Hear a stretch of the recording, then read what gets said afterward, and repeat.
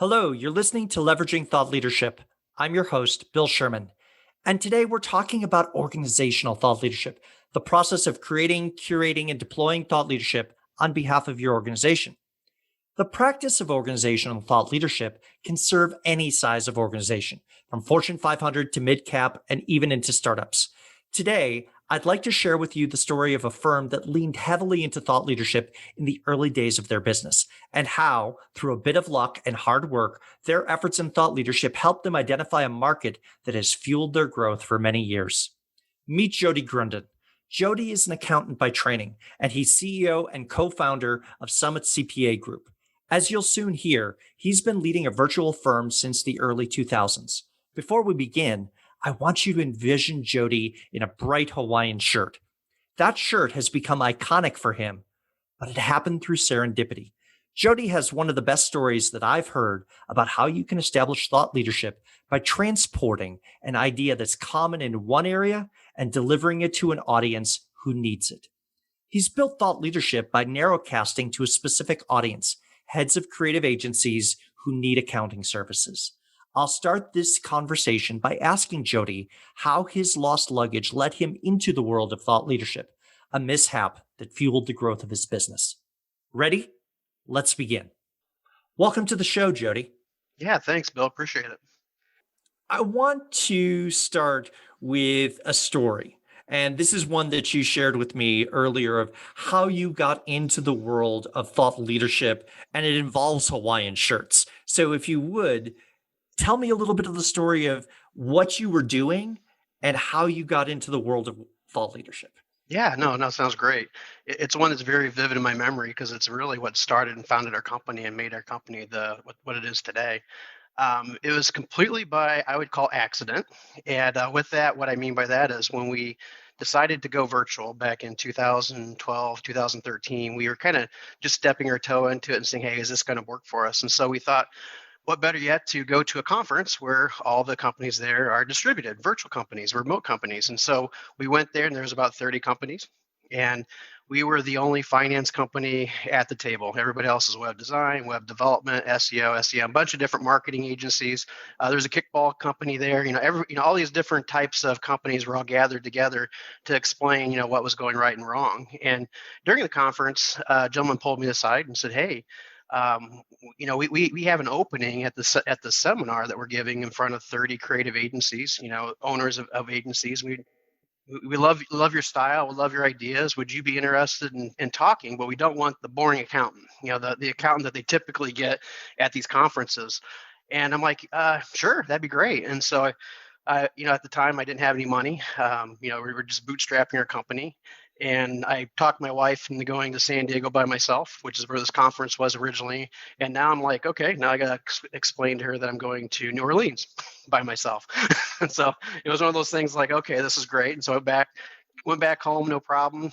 Went and talked to my wife. The conference was in about 2 weeks. And so I had about 2 weeks to prepare. He said he definitely does not want a PowerPoint presentation. He wants me to just go up and do it right off the top of my head. And so I'm like, no problem. I can do this.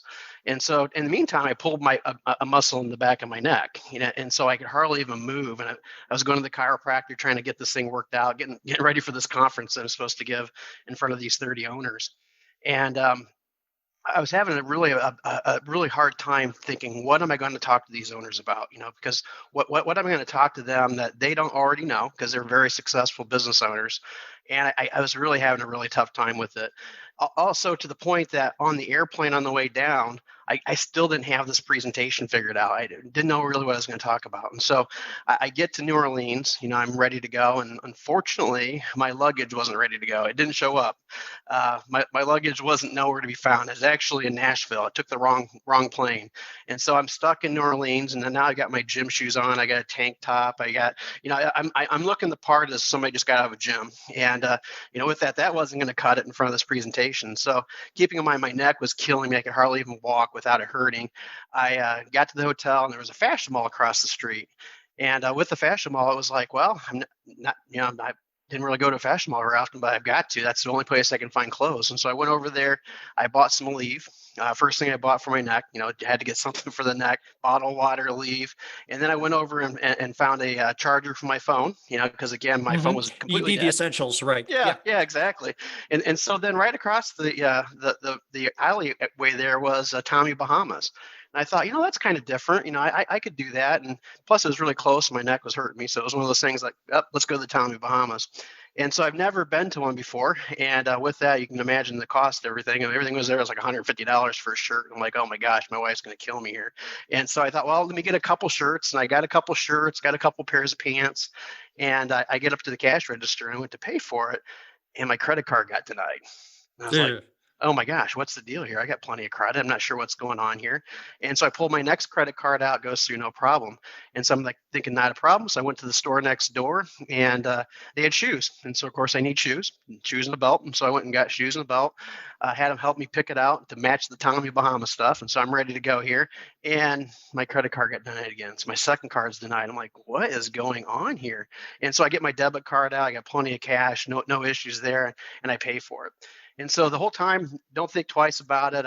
I go to the pre-conference dinner. They have a dinner with all the agency owners there and trying to get to know each other before the conference. Hmm. And being the finance guy, giving the presentation the next day, I thought, you know what, I'm going to buy everybody's appetizers. And so we had some really cool oysters, and it was all you can imagine New Orleans. What you Hmm. get there food wise, it was freaking awesome. And I got to pay for it, and my debit card got denied. I have no money. And I reached the guy next to me and I'm like, hey, I know you don't know me, and I'm the finance guy tomorrow, and I'm giving the talk. Any way you can pay for my meal as well as the appetizer? He's like, yeah, no worries. And I'm like, I have no idea what's going on. He's like, oh, I talked about the credit card fraud and all that kind of stuff. I'm like, oh, I didn't even think about it. As soon as I went there, I went back to the hotel, called all the credit card companies, got all my credit cards released because it was the fraud protection on them. Yep. They were wondering why you were in New Orleans. Yeah. Exactly, because I don't travel a ton. I'm So an accountant. so now you're in New Orleans. You're presenting to, and let's drill on this for a moment here. Yep. You've got creative agencies, Yep. and this hasn't been to this point a focus for your business, right? Not at all. We have right now, at that point in our history, we've got like 3 creative agencies that we're working with, probably 30 different companies. So definitely not a focus. And this is where I want to drill in is your this opportunity really led to a chance for you to hear from the market who needed you and then learn how to speak to those needs through thought leadership. So let's talk Exactly. about that presentation just in brief, Yep. and then let's Yep. talk about what the firm does today. Yeah, for sure. So I get to the presentation the next morning. I'm frazzled. You can imagine. I just bought everybody's meals. The credit cards got denied. Pretty embarrassed. Really don't have a topic yet. And I'm the first one off, and I'm the finance guy. And so it just kind of dawns on me. I get an easel board, and I'm like, you know what? I'm going to teach everybody how to be profitable. But of course, these agency owners already know that, right? They're successful. They're in business already. They're 3, 5, $10 million companies. They know how to be profitable, but I can't think of anything else to talk about. So what I do is I break it out and say, hey, I start with the question, what if you increased your fee by $10? Can everybody do that? And everybody raised their hand. Of course we can do it. And then they went $20 and $30, and I got them to $30 and $40, and people started lowering their hands. Couldn't do that. Got to push back. And then it was finally I said, well, let's go with just $10.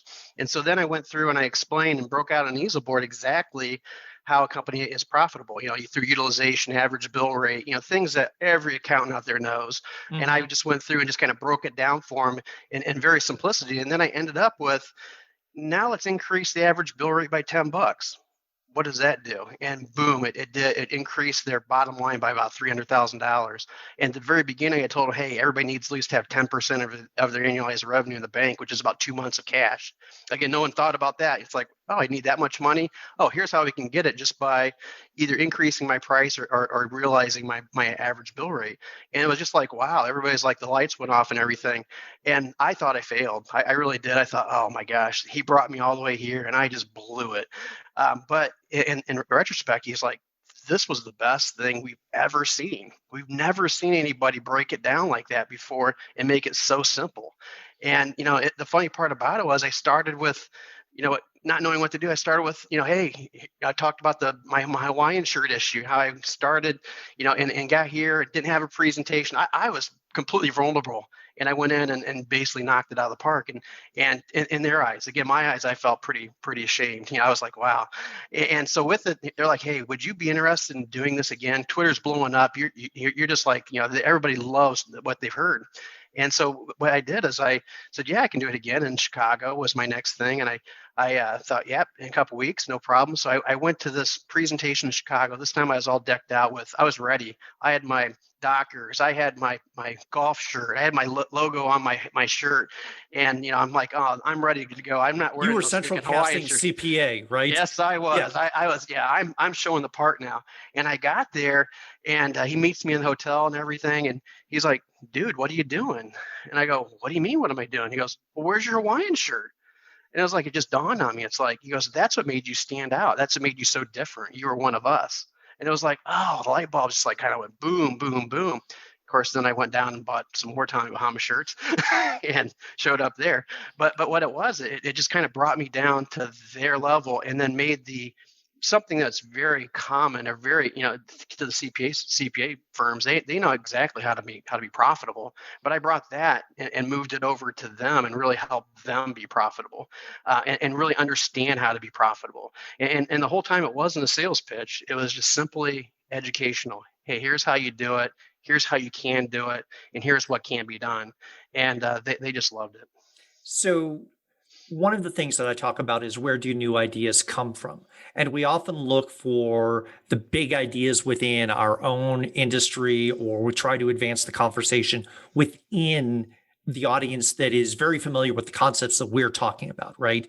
But your story here highlights one of the ways to bring ideas to an audience where it feels fresh and new, even though you may look and go, okay, yeah, this is dry as toast. This is accounting 101, but it is vital and it is essential.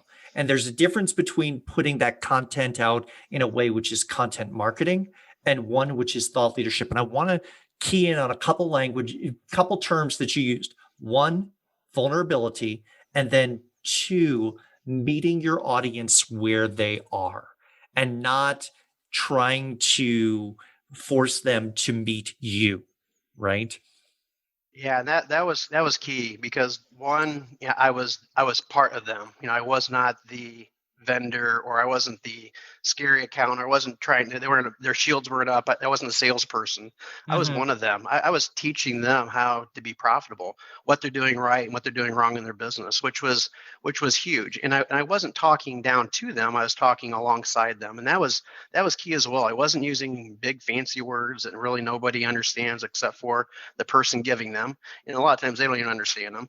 So I was talking at the level of the person, of my audience, which was huge. And they knew it, they understood it, and they appreciated it. And with that, it resonated because of that.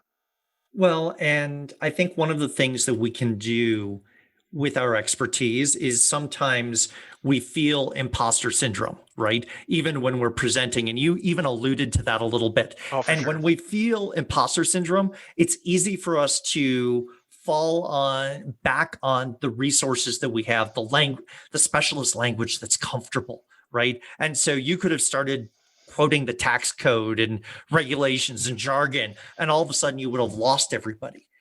Imposter syndrome in that moment would have been the absolute worst way to connect with your audience. 100% agree. And kind of going and looking back at it, I think the biggest reason that I didn't fall back to that was because of everything that happened before that, right? So everything's fallen apart. I've got an outfit on that I would never wear ever. Not wear Mm-hmm. it all the time. It's second nature. And going to, it's scary. You got all these owners of companies, and you want to make sure that you bring some value to the table. And it was just one of those things. I talking the language. I could go current ratios and quick ratios and all these different ratios that nobody really understands, like I mentioned earlier. But breaking it down and showing them how it works in their own terms made it really simple. So yeah, imposter syndrome. I was definitely feeling it without a doubt, but didn't. But made sure I didn't make that the main focus. If you are enjoying this episode of Leveraging Thought Leadership, please make sure to subscribe. If you'd like to help spread the word about the podcast, please leave a 5-star review and share it with your friends. We are available on Apple Podcast, Spotify, and all major platforms, as well as at leveragingthoughtleadership.com. So, speaking of focus, let's turn to give me a quick sort of description of how the business focused as a result of that sort of speaking opportunity and how it reshaped the business. Yeah, for sure. So prior to that, we're a virtual CFO company, so we've been doing it since 2004. We started in about 2002 as a traditional accounting firm, and really kind of focused it on kind of niching towards that service. And so we were niching towards a service that nobody knew anything about, and nobody really cared about. They wanted to see people face to face and all this kind of stuff, and we did too. We didn't know how to present any other way. How to break things down, financially, through a forecast KPIs, and we kind of learned as we went. And through that, we were picking up about 4 to 5 new clients a year. So it wasn't, earth shattering, hey, this is the next best thing. And it wasn't until that experience that things really started to change. Because what happened was we started doing these seminars. Again, these seminars were not to sell. These seminars were to educate, to be that thought leader. And we did I would say about 4 or 5 of them before we even picked up a client, to the point where it was costing a lot of money to go to these seminars, and we were not seeing any results. It was like, so do we give up or do we keep prodding on? It's like, let's keep focusing and let's keep seeing what works. I was having a great time with it, to be honest with you. It was fun, going out and talking to these people and helping them out. I was having a blast. And but it did cost a lot of money. We wanted to make sure that we got our bang for a buck. And then it happened all at one time, where November of, I think it was 2012, 2013, we all of a sudden picked up 11 new clients in 1 month. Now, keep in mind, we were only picking up 4 to 5 clients a year, and we picked up 11 in the 1 month. It was like all of a sudden people are just like calling us, phones ringing off the hook. We're going through these, and we're pricing everything out. Everything is just like, wow, it's quick. Everything's in motion here. The next month we picked up about 6 or 7 clients. It was like 4 or 5 clients. We're like, holy, what are we going to do now? And these are all in the creative agency space, All in the right? creative agency space, 100%. And it's all coming from basically thought leadership through the speaking engagements, through the articles that we wrote, pertaining specifically towards creative agencies. And we're like, what do we do now? We can't service this many clients. We're not big enough. And so it just lucked out that at the same time, when we were going through that motion here, we were interviewed by Forbes magazine through a Flex Jobs, which is a recruiting company, and it ended up getting into Forbes magazine as being one of the 125 fully remote companies in the world. And it was like, and we were the only finance company out there doing it. And all of a sudden the phone rang off the hook, where it was like, not the phone, I guess the internet, pinging us for people wanting jobs at our company. And so luckily, again, it just kind of went from one thing to another. How do we get clients? Now, how do we get people to help that? And basically both of them hit at the same time. We were able to pick up some really great talent all across the United States to help us service these clients. And it just continued on to where, again, I mentioned 4 to 5 a year. We pick up about 3 to 5 a month now with new clients. And they're not small. Their average ticket's about $65,000 is what we're charging. So it's not a cheap service, but the demand is so high for it, that we're continually adding people on and continually growing. And growth is 100% because of the thought leadership. So I want to, since you're coming with virtual CFO and a CPA background, right? Mm-hmm. Yep. And you mentioned something specifically of okay, we started down this thought leadership journey and we're going, are we going to see results in return for it, right? Mm-hmm. I want to dig a little bit deeper into that. Did you have any point where either the CFO light internally came on for yourself and said, how are we spending on this and how do we justify it? Yeah. And what signals were you looking for other than client acquisition? Or was it you had to just sort of buckle down and wait until clients appeared? Yeah, that's a great question. With me, I'm the ultimate optimist. I'm the entrepreneur, right? And so Mhm. sales are going to come. That's just kind of the thought, and where I'm coming from. And it's like we're eventually going to get clients, and this is going to work out. My partner, on the other hand, he's the realist, and he's the true CFO mentality. And it's like, hey, we're spending a lot of money on this. It sounds like you're just having a lot of fun. Hmm. And there was a lot of truth to that. I was having a lot Last of week fun. was San Yeah. Diego. Now it's New Yeah. Orleans, then Puerto Orlando, Rico. and I'm you're all going over to the place. Vegas. Yeah, yeah, Yeah, yeah. exactly. Yeah, and it's not looking good. And Hmm. it's it's just one of those things. And so it was just, but I could really tell because every time I went to one of these conferences, more and more and more people, it was like I was the celebrity in the group. Instead of shying away from me and hardly talking to me, it was like they came to me like, they question after question. We'd go out for dinner and I'd be the person that everybody's talking to. And it was just like, this is going to amount to something. I knew it was going to be bigger than what it was showing right then. I just didn't know when. I didn't know how fast that was going to happen. And it wasn't fast. It was 6 months. That's a long time to be doing, seminars and, going across the country and out of the country Hmm. to talk to these agency owners. And then like I said, it just like blew up, all at one time, boom, we were off and running. And that's when everything really changed. That's when we started really focusing on creative agencies and marketing towards creative agencies. Not that we wouldn't take any other client. We do have other clients, but our marketing efforts were geared towards that. I wrote a book specifically on it. We did articles on it, and I did webinars. We did everything towards the creative agency space, and really threw out, again, opening up our playbook to everyone. It wasn't like, hey, I'm going to give you 3 nuggets, and then, in order to get the rest, you're going to have to come and talk to me about it. It was like, no, I'm going to teach you everything. I'm going to throw it out there, and I hope that you succeed in doing it, knowing in the back of my head, more than likely, most of them wouldn't be able to do it, because they don't have the same thought process that an accountant would have. They're a creative person. They're not going to, no different than I would have the thought process that a creative person would have either. I can't draw worth crap. It's not going to happen. And so it was more leveraging, the fact that, hey, I'm going to throw everything out there, teach them how to be successful, teach them how to be profitable, and hopefully they do become profitable. Hopefully they do take it. And there's a lot of companies that never once have been a client of ours that keep come up to us and say, hey, wow, I owe you dinner because what you did was tremendous. It changed our completely focus on how we do things. And to me, that's even more gratifying than them actually becoming a client and teaching it through that way. It's like, wow, that's pretty cool. And we get that all the time. And so it like I said, it just picked up and just continued on, and it is where it is right today. So let's focus on today for a moment here. Hmm. What does the landscape of thought leadership work within the firm look like? Who owns the parts and pieces of it? And by parts and pieces, I'm thinking about creating, curating, and deploying it. So, how much of an investment in terms of effort is thought leadership? Is it a top priority? Is it something that's an also ran at this point? Give us a sense of what the landscape of thought leadership is. Yeah, that's great because the thought leadership is the number one priority in our marketing department, 100%. We don't do any other types of marketing. We don't do email blasts. We don't go to chamber of commerce events. We don't go to the typical things that accounting firms do, because what we don't want to do is we don't want to sell the partner in the accounting firm. We want to Mm-hmm. sell the thought, the leadership, the idea that Summit's going to bring, so that anybody at Summit can bring this information to, not just Jody, because if that's the case, I'd run out of time. I Right, couldn't be right. You're a not scalable. CFO for everyone. Yeah, not at Yep. all. So we had to make it bigger than us. And so immediately I hired a director of marketing, had a background in writing, editing, and someone that could really help me push a book through, to really kind of outline what we've done.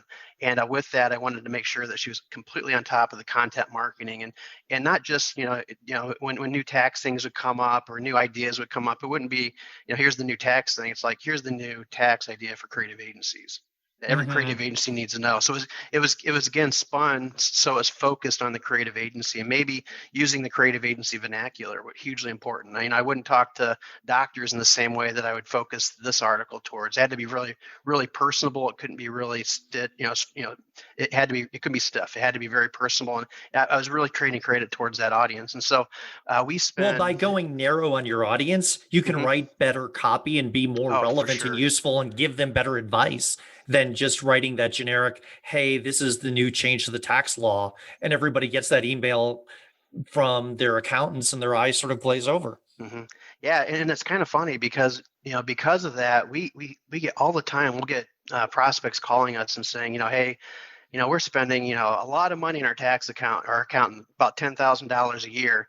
But you know the industry. We want to go with you, and they'll spend 70, $80,000 with us, and it's like just because they feel that we have that knowledge that we can actually talk to them. And like I said, everybody could do. All the accounting firms have that same knowledge. They Hmm. should. Hopefully, they do. If they're successful, they definitely do. But to be able to take that knowledge and bring it to a specific audience is really the key to thought leadership. Whether it's doctors or lawyers, or it doesn't make any difference the vertical. You have to really focus on that vertical, and that's been the key to our success, by far. Well, and this is one of the things that I want to call out. So, on this podcast, a lot of the time we wind up talking with heads of thought leadership within their organization, right? And Hmm. often it's a larger firm. But here you've been talking from an entrepreneurial, almost from the, hey, we're two guys, with a bit of shoe leather and hitting conferences. Now you're running a firm. And so my question is, if you were to speak to those heads of thought leadership within organizations and give them some advice, either from the entrepreneurial side or the CEO of a boutique consultancy, what would you give based on what you've learned as to what it means for the business? Yeah, absolutely. That's a great question. It means everything for the success of a business. In the event that with a good thought leadership, if it's done correctly, will drive people to you versus you to them. And what I mean by that is, if it's done properly, people will call you all the time, and you'll pick clients up in that manner. But the key there is you've got to be specific and narrow in your approach. You can't throw the big net out there and hope to catch anybody that pops in, because everybody in the world can do that. If you do that, you're competing with, like, a CPA firm. I'm competing with every CPA firm out there if I do that. Right. Yeah. And you're doomed. No way, no way I can't succeed. But if I'm the CPA firm for creative agencies or the beer industry or whatever that might be, that's hugely different. Then people seek you out. And that's the key. You've got to turn the table to where you're no longer one of many, but you are the one. And that's done through thought leadership if it's done properly. So you talked about your partner and the Hmm. conversations that you had. I want to drill down on that during Hmm. those 6 months. And because I think a lot of people who are responsible for the thought leadership function have to face this question of, how do I justify budget, time, expense, opportunity cost, all of those things that are scarce, whether you're in a two-person shop or you're in a 200,000 employee firm. It's a great question, because when we started off, we had about 18 people that were working for us. So we had a pretty decent size, a small accounting firm, and so there was a lot of people that we had entrusted in us to do the right thing, right? And so we've got to Mm-hmm. be able to spend our money wisely. And with that, how do you spend your money? Well, we tried all the different marketing styles, and they just weren't working. Direct marketing, email marketing, we tried everything, and it really wasn't working. And this is the one I was very passionate in. And again, my partner is very skeptical because we tried everything. Everything doesn't work, so why would this Mm-hmm. work? What's different about this than And any other thing? there's a difference between, hey, let's start this in month one versus we're having this conversation. Okay, we've been with this for 4 months and this is a lot more expensive even than email marketing. Are Hmm. you sure?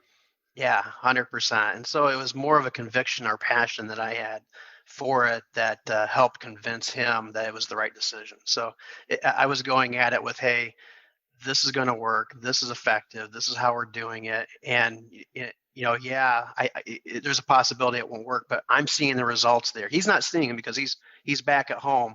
I'm seeing Yep. the results because I'm out in front of everyone, talking to everyone, seeing the interest, the excitement that when I talk. And it's kind of funny, an accountant up there talking, that's exciting. That's pretty rare. Mm-hmm. Doesn't happen Mm-hmm. very often. And with that, it's the excitement, because he's been to a lot of accounting firms. It's very stiff. You can't wait to go home. You avoid contact with everyone. Whereas this, it was completely the opposite. And I was trying to convey that to him. Hey, this is going to work. It's a lot different atmosphere. People are really showing that interest, and it will work. So I guess it's more the passion that I had delivering it to him, that really kind of convinced him and waited. And then I did give him a year. I'll say, hey, let's do this for a year, and if it doesn't work, we'll call it quits. But I did give him an out, but I knew that it was going to work before then. I just knew it was. Well, and you mentioned something, passion, that is incredibly important, because when you're communicating ideas to an audience, they will never care about your ideas more than you care about them yourself. And Hmm. so if you can't reveal that passion, if you can't show a little bit of a wild spark in your eye, if you can't be excited about it, they're going to go, yeah, okay, I listened in. This is not worth my time. They're not Hmm. going to replace your sort of dry toast presentation with enthusiasm on their part. 100% agree. Couldn't have said it any better.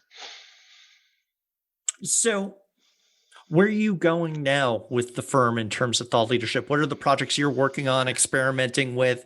What's on the horizon? Yeah, it's a great question. Of course, we're continuing on with the creative agency space. That's it's not dying down. We're picking up clients no different than we were, 4 or 5 years ago. But we thought we would open up the umbrella and open up the playbook here for or other CPA firms and teach CPA firms how to do what we do. Because all the way from the marketing, the sales to the process to tools we use, and really kind of being that thought leader in the accounting space. And it's been really working out well.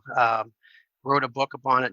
Basically did the same blueprint. Wrote a book, going to conferences, and we launched a course to really kind of help other CPA firms out, and a huge amount of response to it. So we're really happy with that. So we're kind of going again, being vulnerable. I mean, how many CPA firms are going to open up their financial statements to another CPA firm? We do. Not a Mm-hmm. problem. We don't care. Here's how we do it. Here's the playbook. Here's the secret sauce. Because what we do is we want there to be a lot of CPA firms doing what we're doing successfully, and that's just going to create even more clients out there for everyone. As we begin to wrap up, I want to put you in the shoes of someone who's the CEO of their firm, Hmm. mid cap size, Sure. and someone comes to them and says, hey, I've got this idea. Let's do some stuff called thought leadership. How do you sway the CEO? How do you how do you get them aboard? Yeah, how do you get them aboard? Well, first of all, like we talked about, the passion has got to be there. You've got to have the conviction. It can't be, hey, I've got this idea that may or may not work. It's got to be, hey, this is a great idea. This is the way we're doing it. So really, the passion is, so you're talking from, hey, it's going to happen and it's going to be effective. And here's other companies that are doing exactly that. Or if there's not other companies doing that, let's be the first and let's be that leader in there, similar to what we were. There wasn't anybody doing it, especially in the CPA firm industry, that at that point, and we were the first of that group. And let's be that first and let's do that. And so I guess just the passion is really the key. Talking, hey, again, explaining how this works, explaining the ideas. What's the difference between thought leadership and just simply marketing? Those are the different things that you really You got to let kind me of put bring you on to the it. spot there. How do you Mhm. define the difference? Yeah, so marketing, again, you're casting in my opinion, you're casting the broad net out there. You're Mm-hmm. marketing towards, anybody that wants your service. With thought leadership, you're narrowing that focus down to a specific service or a specific clientele, and then you're going from it there. So again, it's typically part of the marketing department, or it could be a department all by itself. But it's geared towards education, and it's geared towards helping clients to be that resource, so that when they do have a need, they come to you for that need. And to build on what you said, the piece that I would add, and you've talked about this, is the deep relevance, so that it feels like you're in the room talking to them, whether it's a live Oh, presentation for or sure. you've got a webinar that's out there. If they can find your content and go, these are the issues that I'm worried about, Hmm. and you're giving me answers, like you said, you can get them to come to you and also command a premium for your services. 100%. A premium for the services, and your closing ratio is very high, because they're already sold on you. Hmm. They're not out there fishing for different ideas, or, and if they are, they're the wrong client. Hmm. But they're there because they know that you can help them get to where they want to go, and because of that, they're on board. So a premium is 100% accurate, as well as, you're going to close more of those clients. So be ready for the flood. Yeah, If yeah, yeah. if you go And there. you've told us Mhm. the stories of how the flood came both on the demand side and then you had to staff up as a result. Yep. So Jody, thank you very much for joining us today on this conversation about thought leadership. I've really enjoyed having you here today. Yeah. Thanks, Bill. It's been a blast. If you've enjoyed this episode, please join our LinkedIn group, Organizational Thought Leadership. It's a professional community where thought leadership practitioners talk shop about our field. So if you're someone who creates, curates, or deploys thought leadership for your organization, then please join the conversation in the Organizational Thought Leadership LinkedIn